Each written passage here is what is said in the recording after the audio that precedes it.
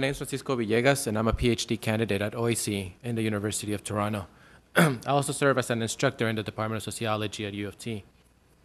My research looks at the gaps in implementation of the Toronto District School Board's Don't Ask, Don't Tell policy, and I know two of the counselors here have talked about problems that their constituents have been speaking about, and I know Josh was a part of this in 2007. I remember you from some of those meetings.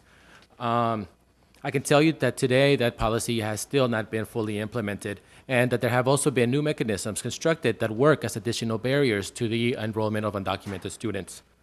My short talk today will focus on the third bullet point in the background section of this document that speaks about the fears that migrants experience when trying to access services. Obviously, fear is a significant factor in the ability of undocumented migrants to access services. After all, the disclosure of a person's undocumented status automatically puts them at risk. In my work, I look at the ways in which bureaucracies and personal discretionary power can affect the implementation of equity policies, including access not fear policies. For this reason, it is important to not just pass these policies, but we must critically engage with local social actors to recognize the gaps in implementation and the possibility of creating new barriers. In relation to the TDSB's Don't Ask, Don't Tell policy, a couple of relevant examples come to mind. They include the unwillingness to widely disseminate information about this policy. Up to this date, it really is just one line in a website, and some schools have a poster that was constructed a few years ago. And this very much goes against the implementation plan that was passed in 2007, but there still remains an unwillingness to own up to what was passed. There's also been a lack of training to frontline staff, and the ways that paperwork, and in this case the enrollment form in order to get kids into school, also acts as a barrier to access. And tomorrow I'm actually giving a 20-minute conversation at a conference on just the enrollment form and how the enrollment form is a barrier. In my work, participants, and these include board employees, speak about families that were forced to employ different avenues to enroll their children. And this also then makes us wonder about how many of these families didn't find the means to enroll their kids.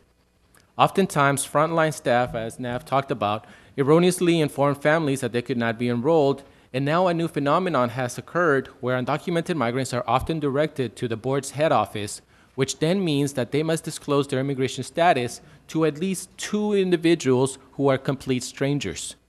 That is, the frontline staff person at the school who directs them to the board, the person who ultimately helps them, and anyone in between this endeavor, including anyone who may be nearby and overhearing. Furthermore, once students join, there is also a fear that they can be detained, as the Police Services Board does not have a Don't Ask, Don't Tell policy, and there are cops in many of our schools. While the issues I have talked about are contextualized within a very specific site, that is the schools, as you have heard from my colleagues, the issues can be extrapolated to city services as well. Given the ever-increasing precarity experienced by migrants, including the possibility of becoming undocumented, it is important to ensure that everyone in Toronto has knowledge about the city's Access Without Fear policy.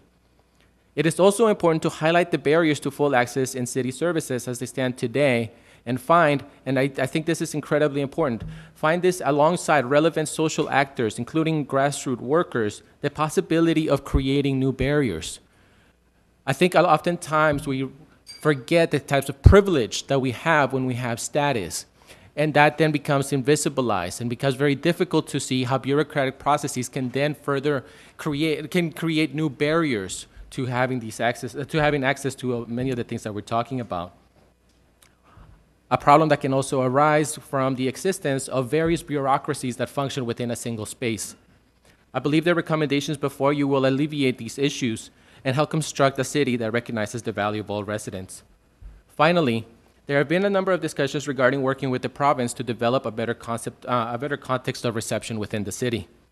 I believe it's important to advocate for a mechanism for undocumented students to enroll into post-secondary schooling, since Don't Ask, Don't Tell policies or neither the Don't Ask, Don't Tell policies or the Ontario Education Act cover these students. And what's now been happening is that given the way that the Ontario Education Act has been changed with Section 49.1 and now the passing of Don't Ask, Don't Tell, if it ever gets fully implemented, we're still only allowing students to go through K through 12 without the possibility of enrolling in higher ed. Thank you.